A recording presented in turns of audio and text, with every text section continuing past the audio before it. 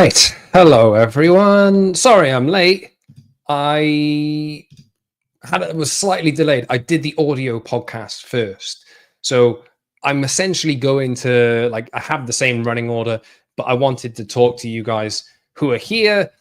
Hi, everyone. I see there's plenty of you in the chat already. Sorry I'm late. Ben, I need to mail you back as well. Sorry, I haven't done that yet. Sorry, 6 minutes late. I will try not to make this a thing, but can't hear me. You can't hear me. Oh no! Can you hear me?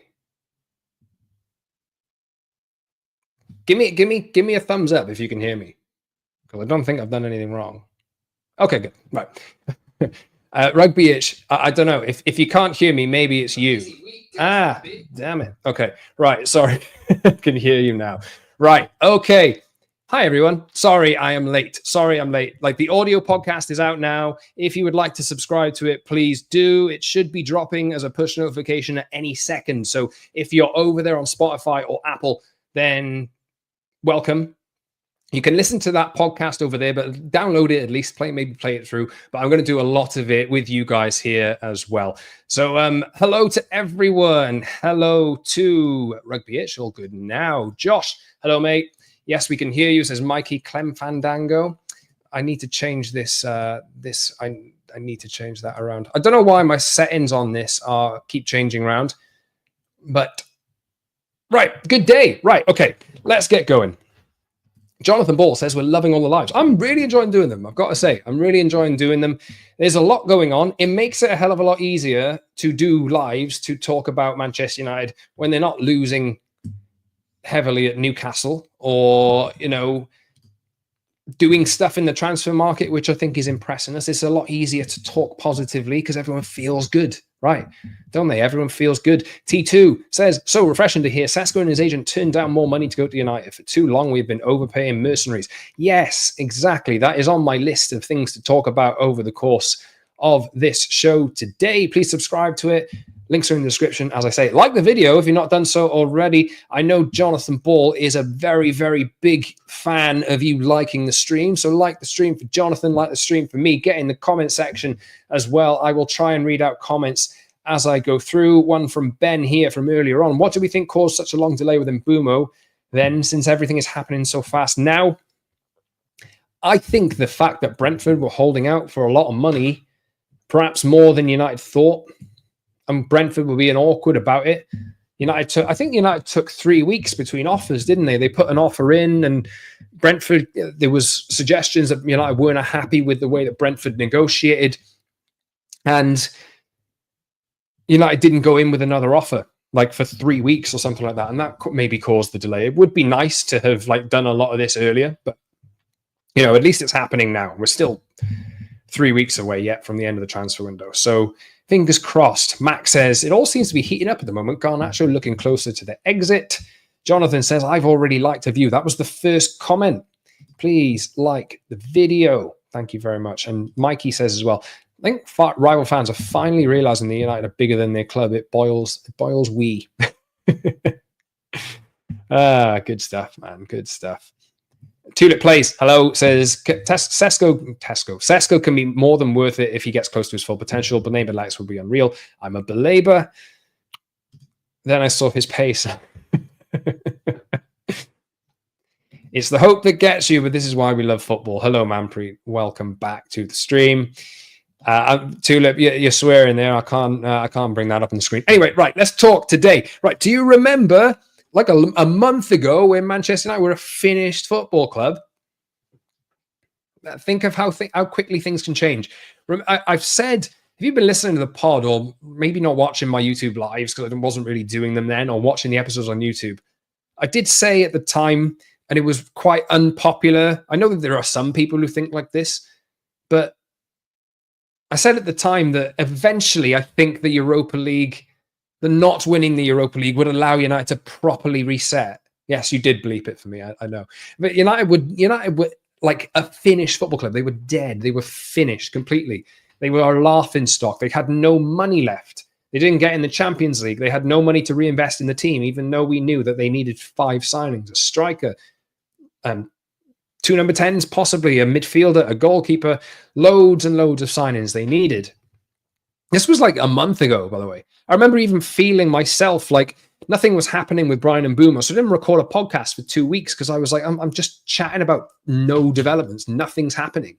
And I know that United's summer is really hinging on them actually getting this deal done, because they want to do this deal. Then they'll move on unless some kind of sale comes in the meantime.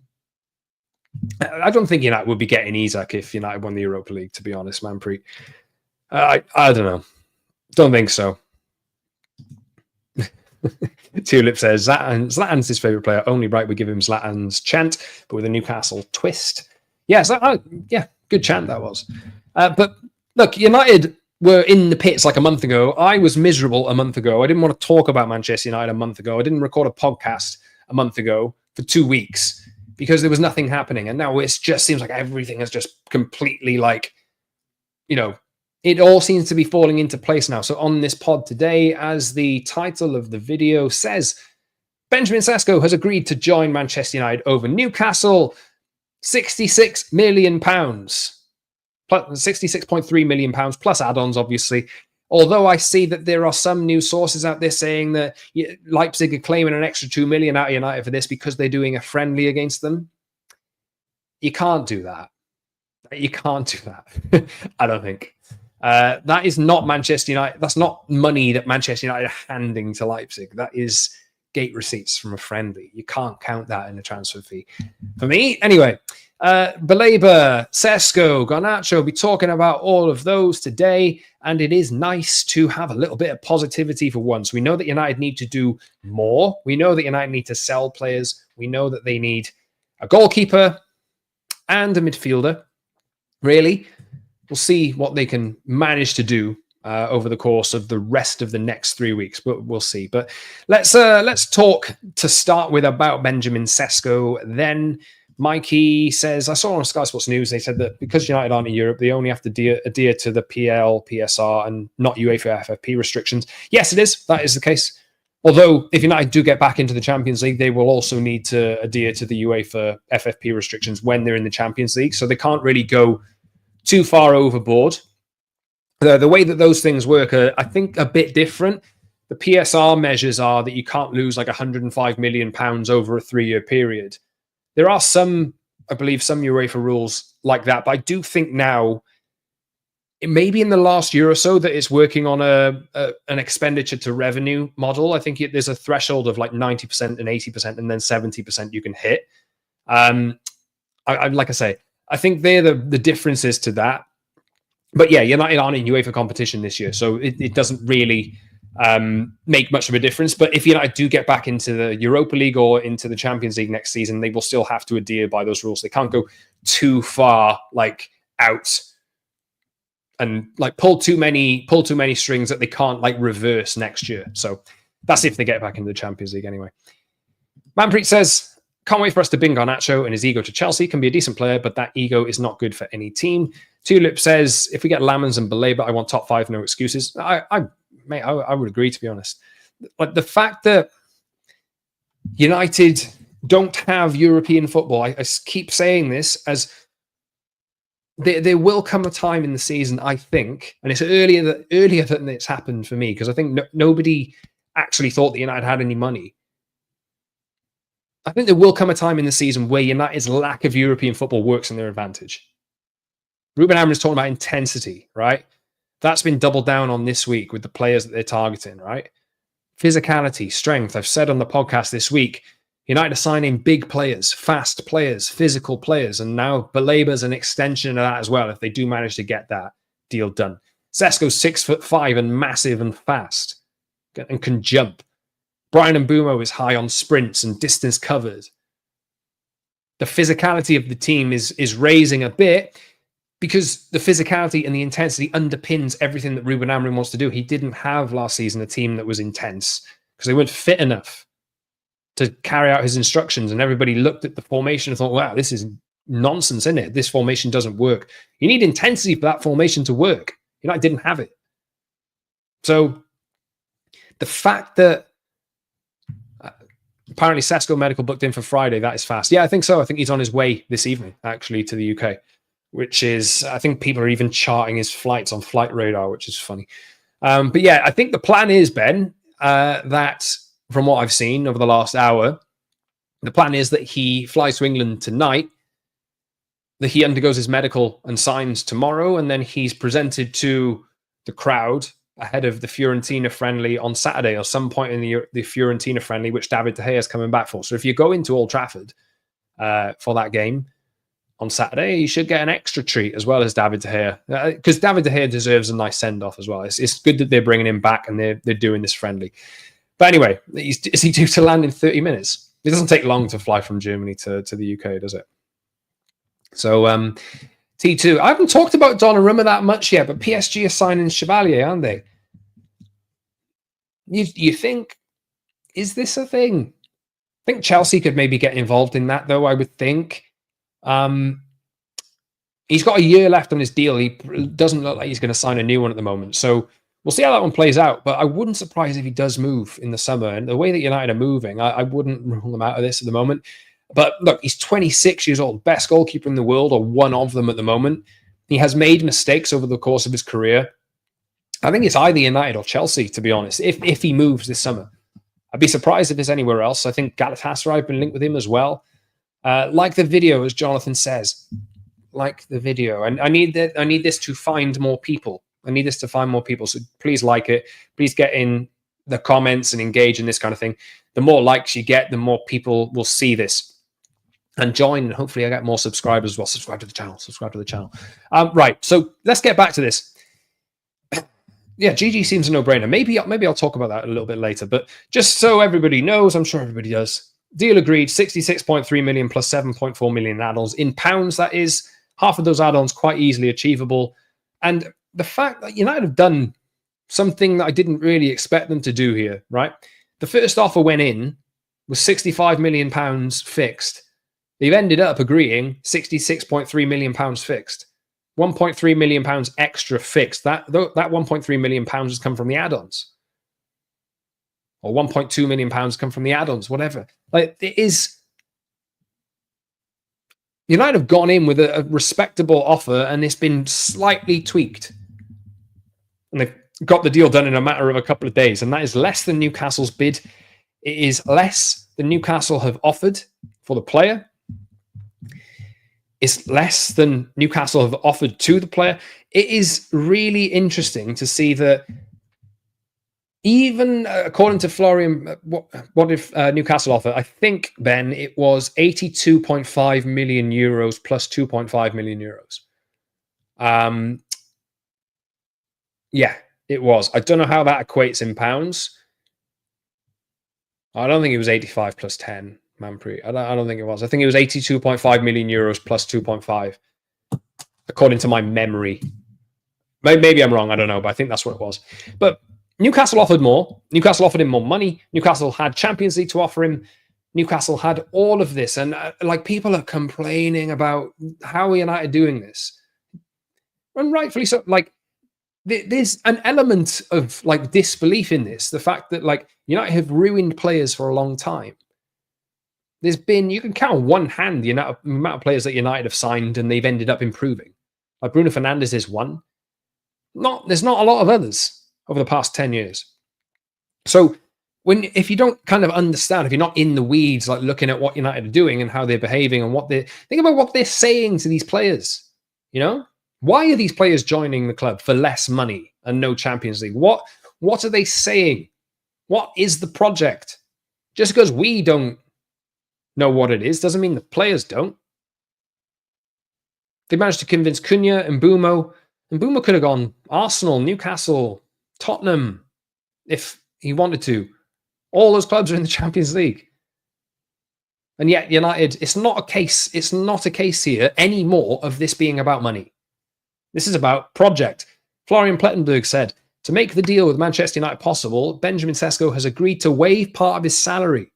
He could have earned more at Newcastle. His agency, led by Elvis Bosanovic, has also given up a significant share of the commission as well. This was necessary to push the move to Manchester United over the line. And I'll ask you, when have you ever heard that ever happening around Manchester United in the last 10 years? I think so. I asked that question on social media earlier. Somebody said Ander Herrera did it. In when did he sign? 2014? Was it he signed? I need to check that out, actually. Unless you guys know in the comments. Ander Herrera joins Man United. Was that 2014? Yes, June 2014. June 2014. Even like the fact that United have gone in, offered less money, don't have Champions League. It was I just Googled it. It was 2014. It was 2014. United have gone in, offered less money to both Leipzig and to the player.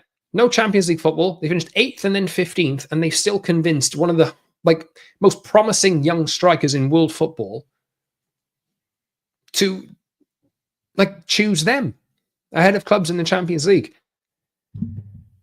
Like that, it's such a big change. It really is. And people have not wanted to hear, because people are not patient. People have not wanted to hear about the change that is happening. They want to see immediate results. And because Ruben Amorim can't get his team to win 2 games in a row, which obviously he should be doing, but because you don't see the results on the pitch, you can't understand what's changing behind the scenes. But you have to give it time. You have to give it patience. As Manpreet says here, think of this as well. Newcastle don't have a sporting director. How many people know that Newcastle don't have a sporting director? They just look at Newcastle and their history over the last few years, which has been good, like the way that they built their football club, the way that they've gone about things, the way they've improved players. Their strike rate has been really good.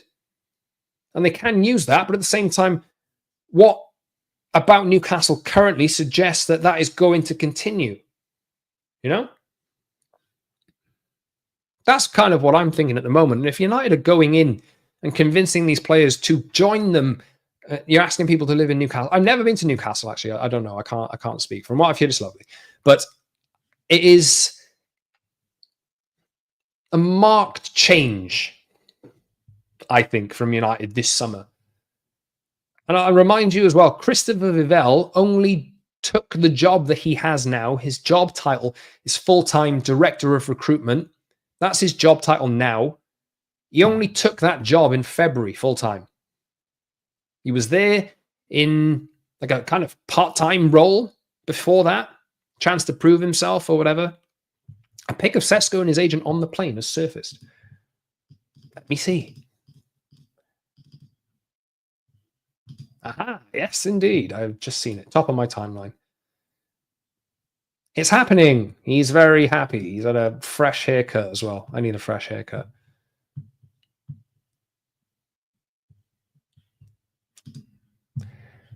Oh, maybe I'll try and pull this up, actually. Let's see. I'll maybe try and share my screen for you guys, because I can do that now. Okay.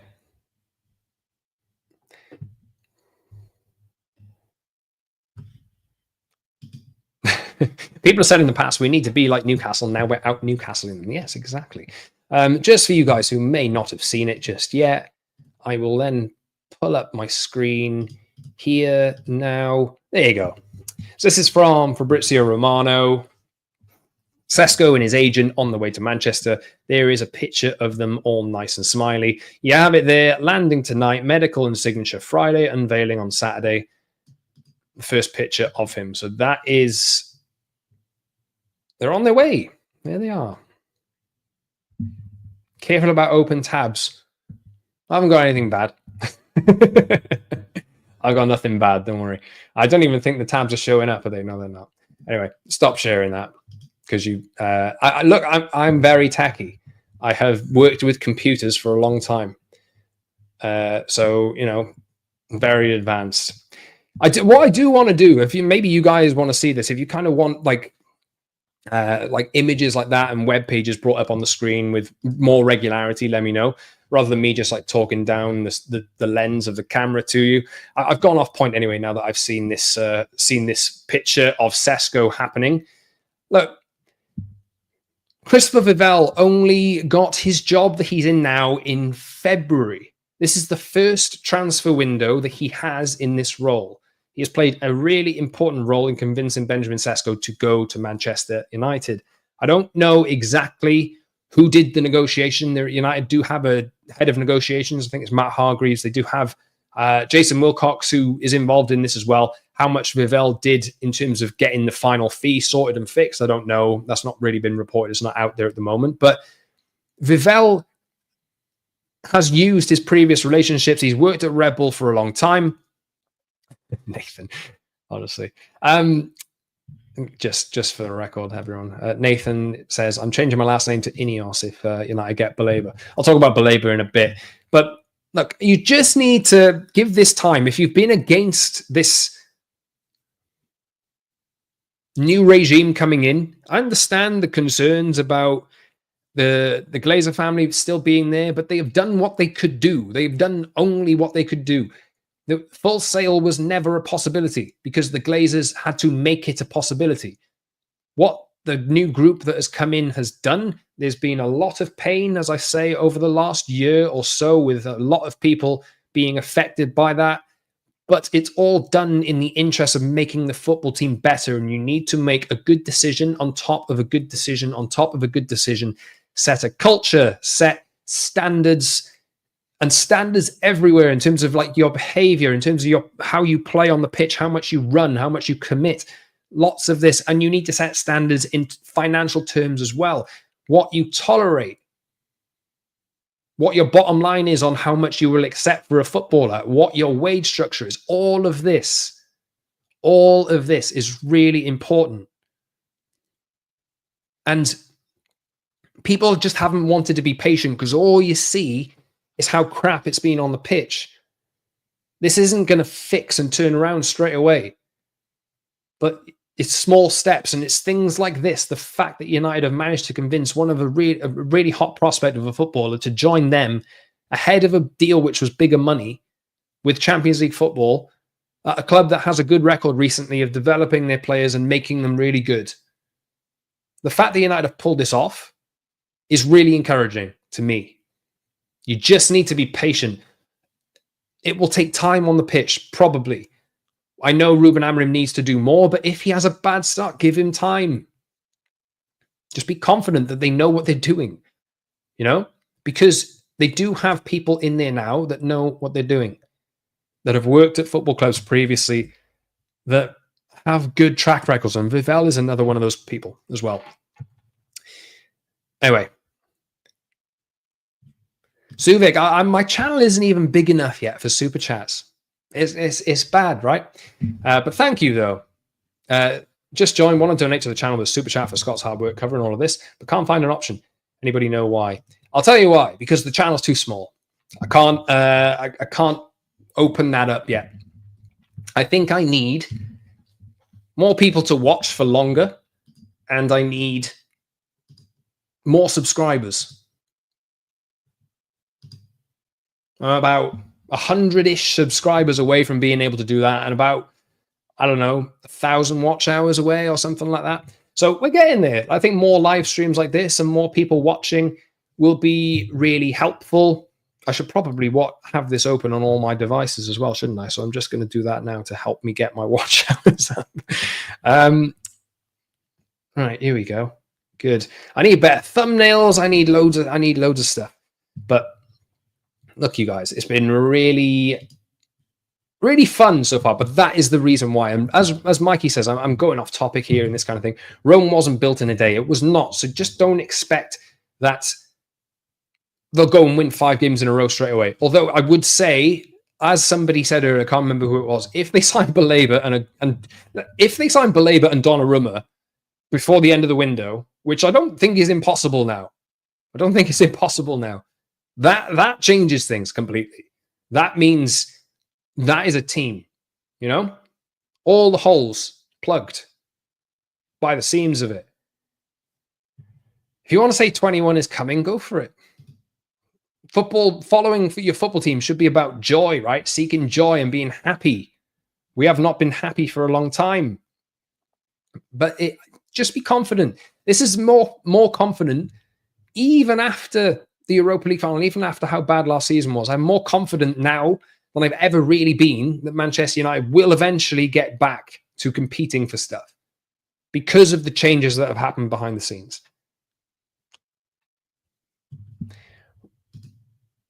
Rochelle Joshua, hello, says we need to sell Bruno. I don't, apparently not at the moment. They said that they didn't need the money for Bruno Fernandes. What I will say, I think that could happen in the next year, maybe. If that Saudi Arabia move comes back around, then maybe it could. Suvik says, I'm giddy with all these signings and the good mood in the camp. Ben says, can't be at United without the pressure, to be fair. And Manpreet says, patience is the toughest thing to ask in this internet era. Yes, where every loss is a meme and every win is a championship. Another reason to be never too high, never too low. Pointing down the lens of the camera there. Exactly.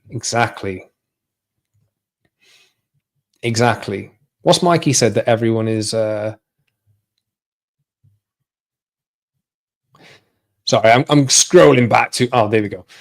Michael Ball says, just like most preseasons, I've been dragged back in. You can't help but get excited. I know everything won't be fixed but be perfect this transfer window, but my God, it's exciting and so much better. Yeah, it's just nice to feel something positive, isn't it, for once? It is nice for once. Like the video if you've not done so already. And yes, Bruno is needed as captain. I think one more year. If he leaves next year for a big fee, 80 million-ish, then I think... that's a good amount of service. But if United do well and they sell all these other players, then maybe Bruno can stay and we can make it a squad game. I don't know. AJ says, if we do more transfers, I won't be worried about results. I'll be worried about us going bankrupt. Look, I think with all the cuts that they made, you're looking at, I think they're saving like 80 million quid a year off the expenditure, which is a lot. It's a lot to save. Even though, obviously, what everybody will tell you is like, oh, well, United don't know what they're doing. Why are they making all these decisions? Yes, it's awful, but it's for the intention of making the football club self-sustainable and making a good football team. And that's what we're seeing now. Manpreet says, if we get Baleba, then that Bruno, Mainu, Ugarte, Baleba is a decent midfield, I would say. Yes, lots of good combinations, you know? If you really want to go like high intensity defensive and like lots of tenacity, you do Baleba, Ugarte. If you want a bit more creativity, you do Baleba, Mainu, or Bruno.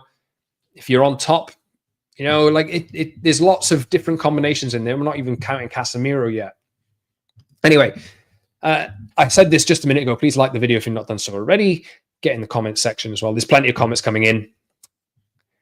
But let's talk about Alejandro Garnacho as well. I just need to make sure that I've promoted this. Has this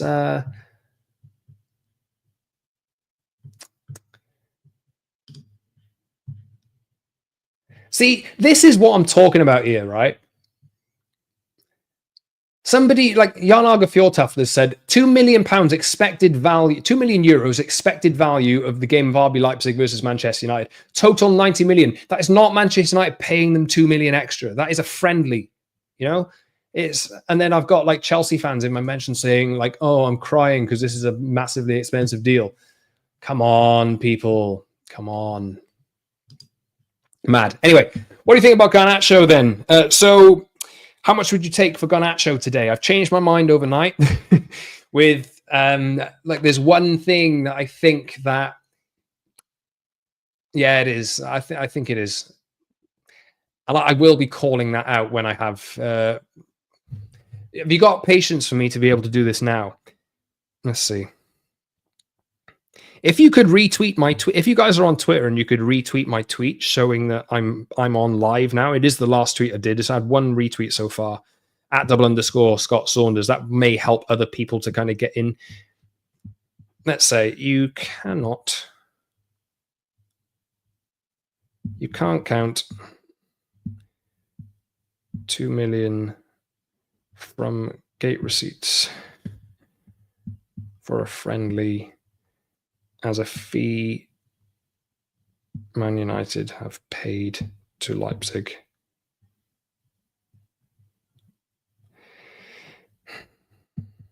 Come on now. Right.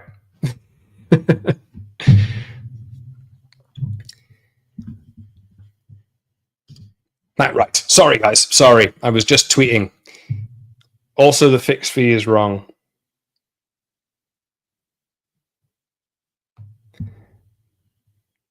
Yeah, it's funny. Like you will get like. Thanks for the retweet, Jacob. There, and who's retweeted that? Thank you very much, guys. I really appreciate it. Jacob and Manpreet, thank you very much, guys. Really appreciate it. Really, really do. It's just about how fees get reported. Of course, Leipzig will want to show that they're getting the most money possible out of this deal. And Jan Arge Fjortoft is a journalist that gets lines from Leipzig. I'm guessing, former footballer, by the way, if you're old enough to remember him. Played in the Premier League, I think for Middlesbrough. Was it Middlesbrough? I think it was.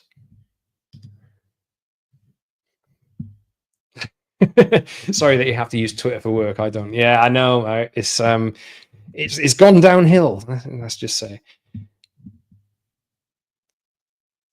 It's like people will always kind of like push, like take the mick a little bit, but like Leipzig are going to try and promote that they have made the best deal for themselves. You're not going to and made the most money out of this deal, even if that's adding gate receipts from a friendly. Manchester United are not paying that money, you know. Was this Swindon Town? He also played for Middlesbrough as well. And Keane tried to take his head off.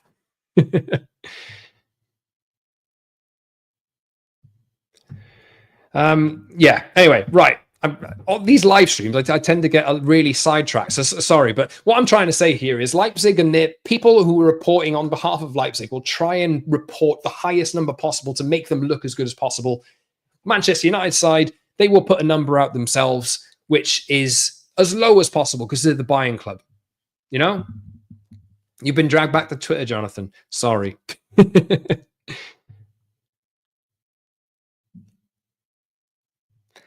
Anyway, let's talk Garnacho. Let's talk Alejandro Garnacho, shall we? Because we have got more stuff from The Athletic and David Ornstein. I will share my screen again here. Let's see. Right, I do want to talk about this.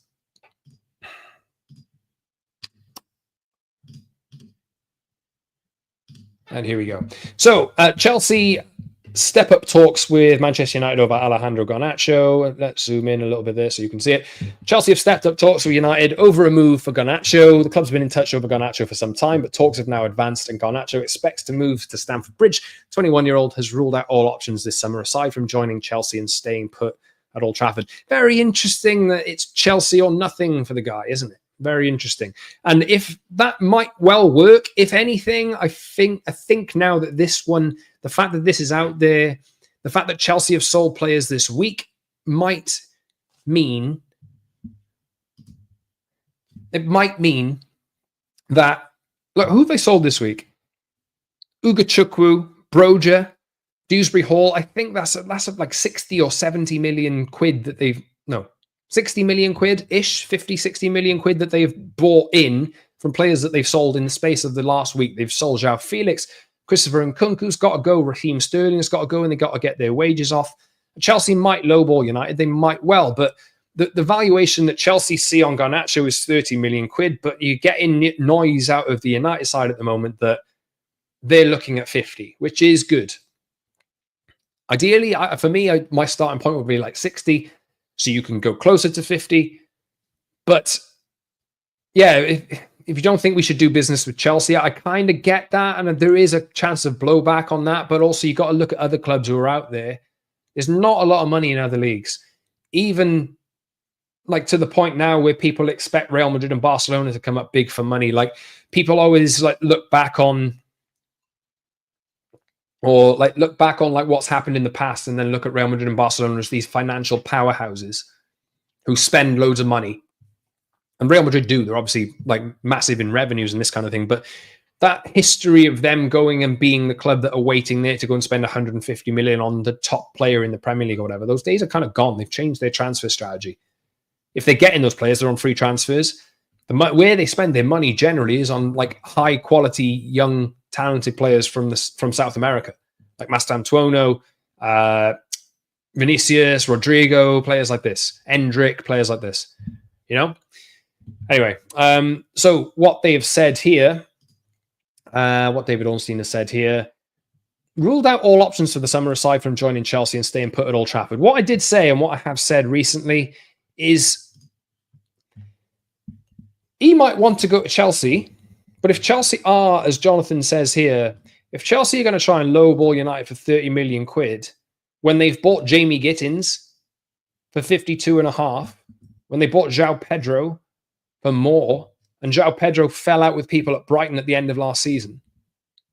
Do you think João Pedro is going to play for Chelsea again? I don't really. You know, it's a similar. It's all spin. United need to dig their heels in and make sure that they get the best fee that they possibly can out of Garnacho. If they're setting their price at 50 million, take 40 plus 10. You know, I think we'll be able to get on board with that. You can call it 50. United can do the roundup of reporting that they're doing in Leipzig now. Maybe they'll make a friendly between United and Chelsea, and then United can say, oh, this friendly with Chelsea at Old Trafford generated 5 million in gate receipts for us, so Chelsea paid us an extra 5 million quid. No, like, come on.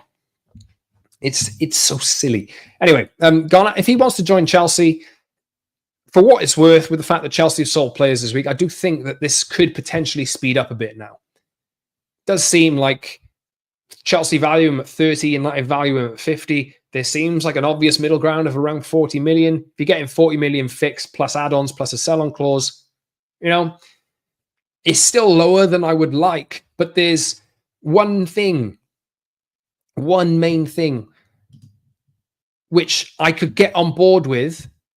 Or if United did this thing, I could get on board with them selling Garnacho on the cheap. And that is if they collect that money and they sign Carlos Baleba. That is the only way I can really stomach that, because I want to, like I've said this week numerous times, just because Garnacho's misbehaved and been, you know, a real pain, the social media stuff with the team, like, I don't know whether the team links are down to him, but there's been suggestions. The Rashford shirt, the comments after the Europa League final, what Ruben Amorim said to him after the Europa League final, the kind of pettiness that he's shown.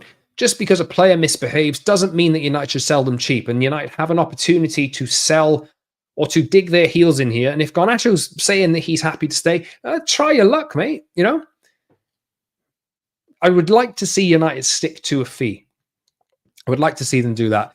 Amorim said this on the US tour. Jason Wilcox and Omar Barada and the club have a number for these players. If they don't reach that, they will be Manchester United players, no doubt about that. Like, they should really stick to that. Alan, yes, I did talk a little bit about Florian Plettenberg. Yes, I did. I think it's like maybe 20 minutes or 10 minutes into the video. I did talk about that, but it's really good to see that United have changed, and I did run through that. Subic says, Garnacho will play the same number of minutes as me sitting on my couch if he stays. Yeah, might well do. And look, Mason Mount was in the last year of his contract when Chelsea got 55, 60 million quid for him. I just think this Garnacho thing, United have an opportunity here with the fact that he's only earning about 50k a week. This is not much to stomach in terms of wages. Set a precedent for how you sell young players. It's an opportunity for them because all the other players that they're trying to sell, or most of them anyway, are on wages which United cannot sustain if they're not playing. Case is different for Garnacho. You should be able to get more money. If they're getting in the region of 50, I'll be okay with that. If they're getting 40 and they're signing Baleba after it because they need the cash and need the money to do it, that's fine as well. What would be your price? Let me know your price in the comments. Ben says there, Chelsea funding Baleba. I like that angle. Yeah, look, it'd be good, wouldn't it? Baleba coming in this summer makes us so much better than haggling over an extra 10 million, says Suvic. I should mention this, actually. Scott McTominay nominated for the Ballon d'Or. Really happy for him. First Scottish player to be named since 1987. That is class. That is class, to be fair. And I'm so, actually happy for him. The fact that he's gone out there, tried something new, won the league, most valuable player in the league, had an outstanding season. He could have stayed at United and been finishing 15th. You know? Maybe United would have finished higher up with him in the table, but like, you know, it was just, it's okay to say that it was still the right decision to sell him. People will look at him now and think United sold him for undervalue, and they probably did. But United never found the right role for him. I don't think, as long as Bruno Fernandes was at the club, really, I don't think that nobody would have gone and advocated for Scott McTominay to start in the role that he excelled in for Napoli at Manchester United, like all the time. If anything, people wanted to see more technical ability in the team and this kind of thing. And that is not really McTominay as it is. He's different. He's a physical profile. He gets involved. He's like a box crasher, this kind of thing. And like, fair play to him. For me, though, still the right decision. You can look back on it all and say, like, it was a good bit of business for everybody. Because United needed the money. They maybe spent it wrong. Maybe they did. But 50 million minimum, says Jonathan Ball for Garnacho. Yes. If Gittins is 55 million, then Garnacho's worth 60. He's only behind Doué for players his age for GNA. Yep, of course.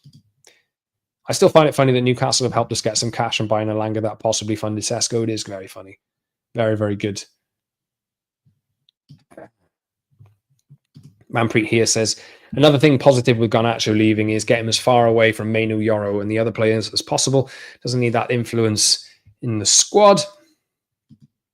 T2 again says, true, Scott, it's not about overpaying for targets. We need to get better at sales.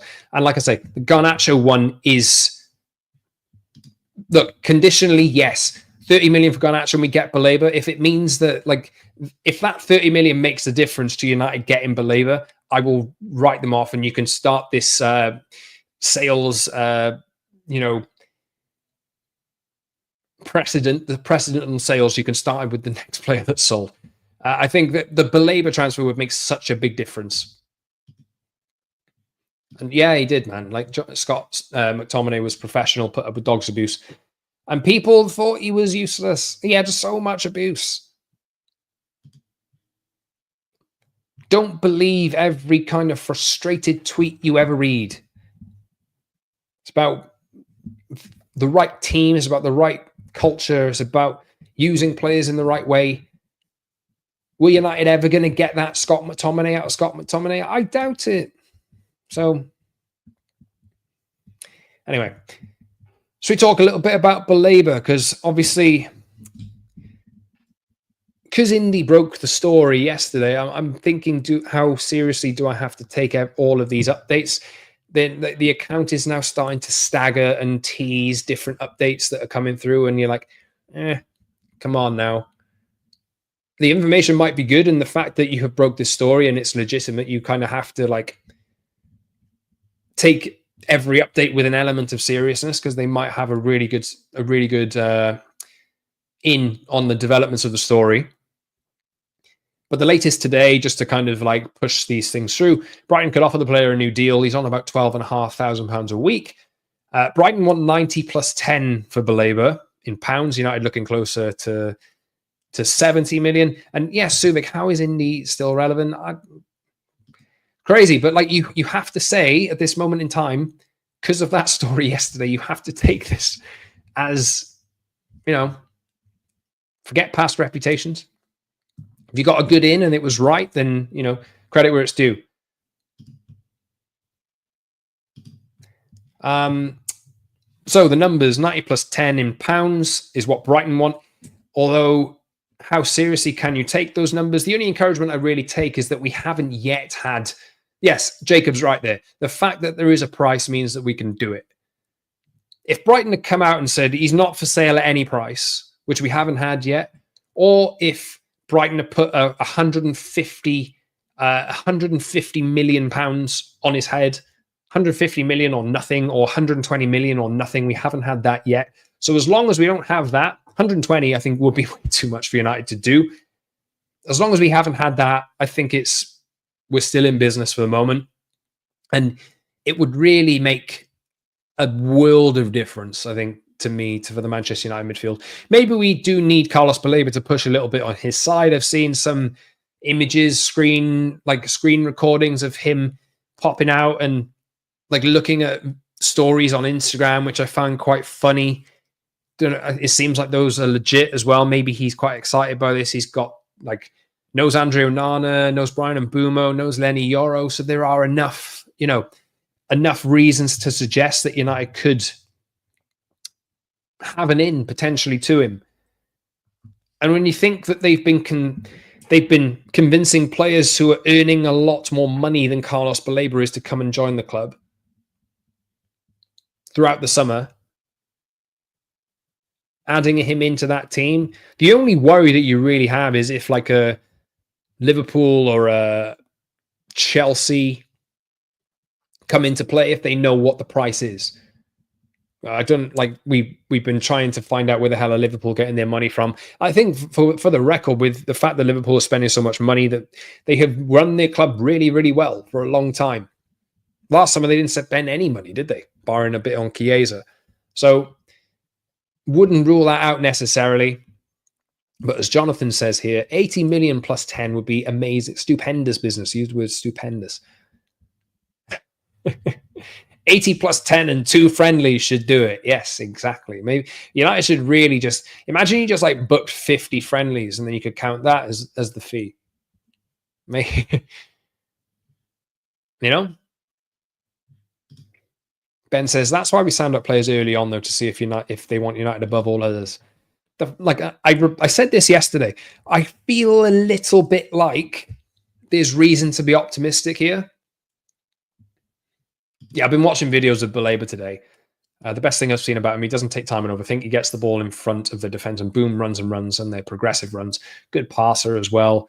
Really strong, massive 50 friendlies for Jude Bellingham. Here we go.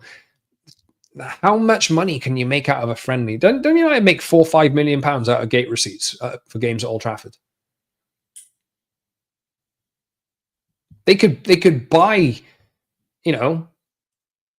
they could say, hey, you can keep all the receipts from a friendly at Old Trafford, Brighton, if we do it 100 times. No, that's 500 million. No, 20 times. Look, I'm just joking about that. But I think the fact that the news is out there already, and the fact that the news is out there and it's come from pretty much everyone that United want this player and have made contact via intermediaries. Paul Barber said yesterday, for I'm sure everybody's seen this, but he was at a fan forum last night. Paul Barber is the guy at Brighton, the negotiations guy. Him and Tony Bloom, excellent partnership.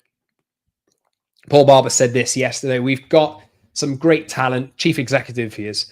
We've got some great talent. There's always going to be interest in our players. Manchester United have not been in touch with me. From that point of view, speculation is speculation. But there's some interesting things that he did say. We will always try and make sure we sell our best players at the right time. Not just for the player, but also us. I haven't done that massive sale yet this year. Did João Pedro, but not like 60 million quid, wasn't it? And they probably could have got more for him at some point. We will always try and make sure we sell our best players at the right time, not just for the player, but also for us. If we end up doing that with any player, it's with a view to leaving Fabian Herzler with a very competitive squad, whatever happens. We don't want to sell our best players. He's a fantastic talent who's got lots of years ahead of him, and we hope he'll be here for many years to come. But it is something which, as always, is subject to the dynamics of the football world, which is not always predictable. So you're not ruling it out. There's a chance. There's a chance. This friendly stuff, Jonathan is suggesting a preseason tournament with Brighton and Leipzig. That's some good stuff. That Barber said United have not been in touch with me last night, but obviously United have gone through intermediaries, and probably touch base with his camp as well. So I think United are confident enough, and I think there's enough reason to believe that this is potentially possible. I think, for what it's worth, I think it might end up being a club record deal. I think it's 89 million for Paul Pogba. You're probably looking at around about that number, with add-ons taking over that. I don't think anybody would look at Baleba and think he isn't worthy of being that record signing. Just because you would think he's pretty much you don't want to jinx it, pretty much a sure thing. He's got that Premier League experience, 2 years of it. 21, you're buying for the future. There's loads of like massively positive stuff that you can get out of this. And I think that it's huge for United. It is huge for United if they do and go and get this one done. Like the video if you're watching and you haven't liked it already, please like the video. I would really, really appreciate it. What are Brighton's financials like? Always doing well with sales, but they're always seemingly needing to sell. Is it just down to revenues not being as strong? I don't know. They've gone pretty aggressive over the last few years, or last year especially. Yeah, I understand that. Traumatized by record signings. I know. They're making a lot of money out of the Premier League, but they have spent a lot. Like, I'll just try and dig this up. Brighton buys.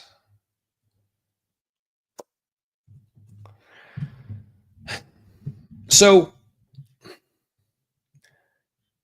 this summer, they've spent 20 million euros on Maxim de Kuiper, 12 on Tom Watson, bought Diogo Coppola as well. Diogo Coppola from Verona, who is a highly rated Italian defender. Kostulas is an 18-year-old Greek striker for 35 million euros. But prior to this season, if I remember rightly, last year they went pretty big with a lot of players, right? So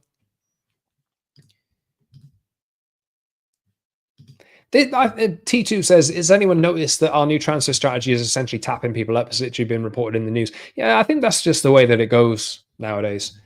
I think that's just the way that it is. You, as a football club now, you kind of have to you have to understand, you don't do what Newcastle do and blind bid without kind of knowing that the player wants to join you. United did it a few years ago with Frankie de Jong as well.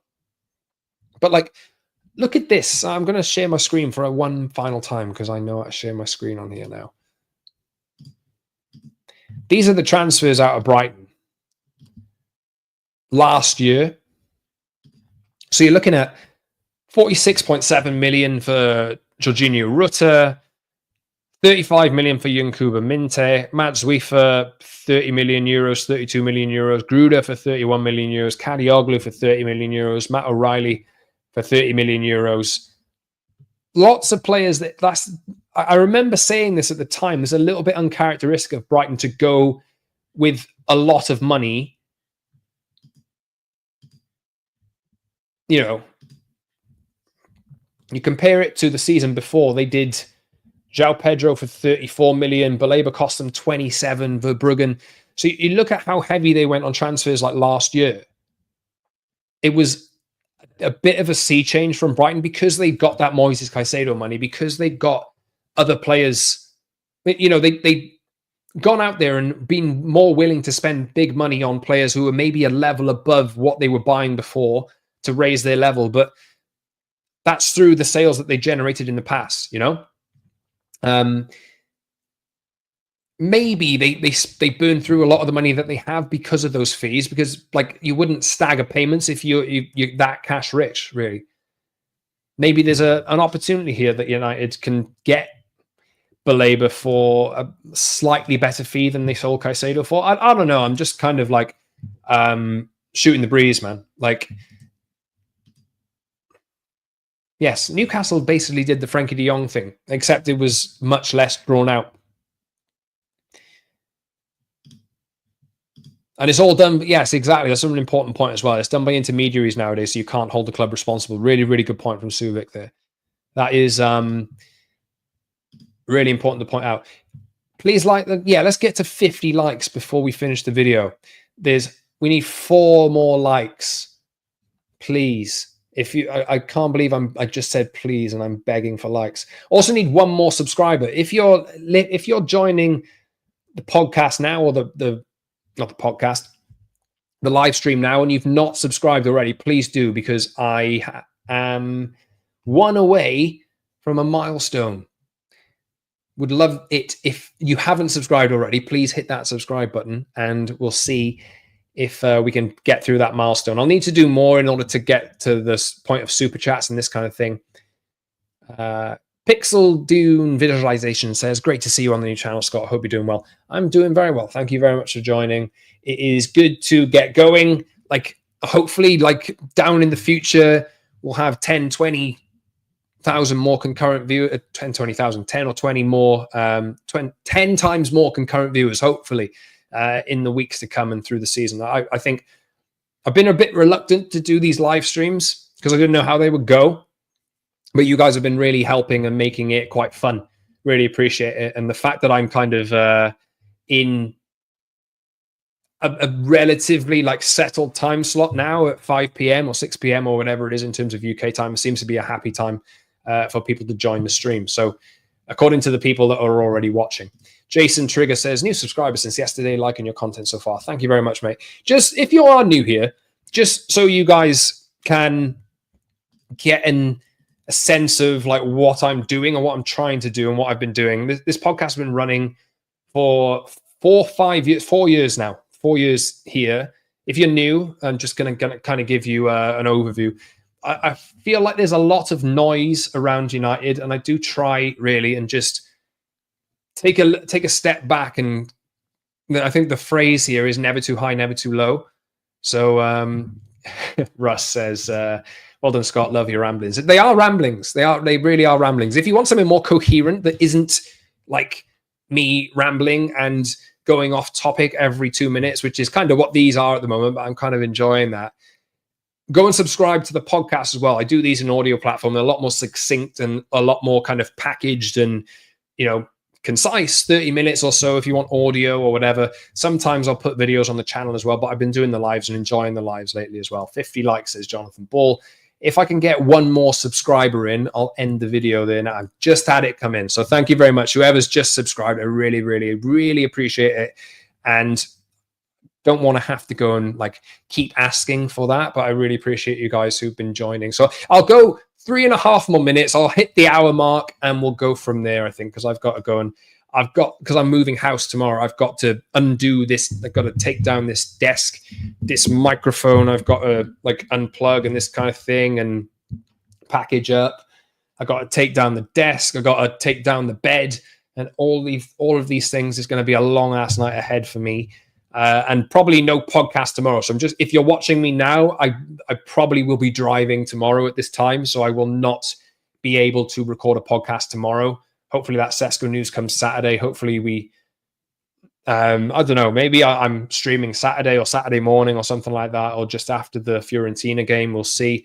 Yes, and Jonathan, as Jonathan points out here, Jonathan's been watching and listening for a long, long time. Never too high, never too low, with a calm, non-toxic community. That's essentially what I'm trying to do and what we've been trying to do for a while. Yeah, sorry, Suvik. I will be back probably next week. I'm going to stay with my parents for 10 days because we're moving flats. But it's like 3 weeks worth of time before I move into the new place. So I'm going to be all over the place. Sorry, Suvik, man. I promise, like, if you like this, I will keep coming back and keep doing it. Mary Kate, hello, regular podcast listener, says, but finally got here in time to enjoy YouTube Live. Thanks very much. Thank you for joining. I see you in the comments. I know that you've been listening for a while, so thanks very much for joining. Mikey says, see you in a few hours when Baleba gets announced. Imagine. Imagine. Yes, and Ben, doing a fantastic job, as always. The first mod on the channel. Mary Kate, you might need to set up your notifications. That messed me up for a while. Please do. If you subscribe to the channel, please do hit the notification bell as well so you never miss a live stream. I'll try and give you enough of a heads up, 30 minutes notice so you can join. And thanks very much, AJ. Best of luck with the move. See you next time. Thanks so much, man. Like, if you want to scoot off now or whatever, I will be leaving in a second, but really appreciate you guys who've been joining. If you're new here, like I say, please like the video, please subscribe to the YouTube channel, please subscribe on audio platforms if you want audio platforms, which is me, more concise, talking about the news of the day, this kind of thing. Follow me on social as well at _Scott Saunders. And if I don't, I probably won't see you guys tomorrow. I may try and do something if something absolutely massive happens, but I don't even know if I'll be able to, but we will see. Most of my stuff is going to be moved into storage for a couple of weeks. So we'll see. But yes, I'll definitely be back next Monday. I'll probably do a pod on the weekend as well. We'll see what happens. We'll see what the news is and this kind of thing. But yeah, I'm enjoying the weekday ritual at the moment. So if you are joining me at 5 o'clock on weekdays at the moment, it's good fun. If enough of you want it, maybe I can do another stream in the day as well and kind of like back end it. Yeah, Jonathan, man, like, it's back to the parents. I hope my mum isn't watching this. Um, but yes, it's for like a week or 10 days. So I will have different background and hopefully not patchy internet. We'll see. But look, I will wrap it there now. So I've been keeping you for a long time now, just talking about absolutely nothing. So thanks to everyone for joining today. Thank you for getting in the comments. Do you actually want dictaphone podcasts? I have one somewhere. I don't want to unplug my mic, but I've got one in one of the one of the drawers here. We'll see. Back to the Welsh air. Yes, I am. I'll be refreshed. The air is a lot cleaner, a lot. I find it colder as well back in Wales and out of the city. Right, anyway, I will go. Love you and leave you. Thank you very much, everyone, for watching. Subscribe to the channel. See you soon. Hopefully, and I don't go too crazy before I can do another podcast. But enjoy tomorrow, enjoy tonight, enjoy the weekend as well. See you soon. I will be back soon, but not entirely sure when. Thanks, everyone. See you soon.